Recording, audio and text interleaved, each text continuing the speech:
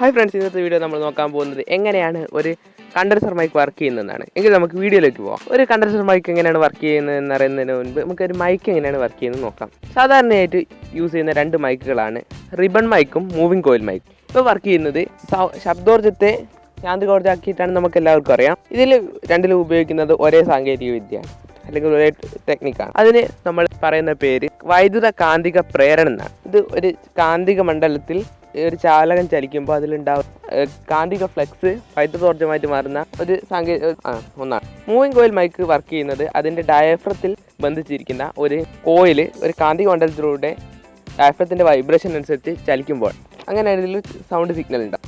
എന്നാൽ ribbon mic work ചെയ്യുന്നത് ഇതിൽ കോയിലുകളില്ല.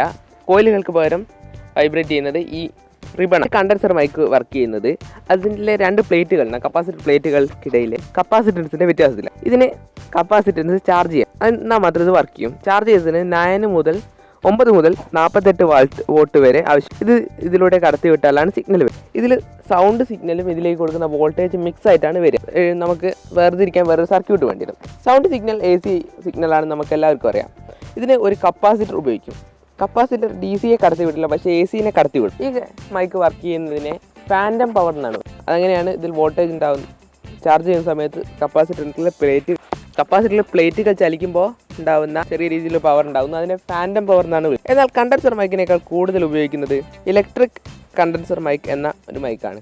ഇത് നമ്മൾ സാധാരണ മൊബൈൽ ഫോണുകളിലും അങ്ങനെയുള്ള പോർട്ടബിൾ ഉപകരണങ്ങളൊക്കെ ഉപയോഗിക്കുന്ന ഒരു മൈക്ക്. കണ്ടൻസർ മൈക്കിൽ ഇവയുടെ രണ്ട് പ്ലേറ്റുകൾക്കിടയിൽ വേറെ ഇലക്ട്രോഡ് ഇൻസുലേറ്റർ ഉണ്ടാവും.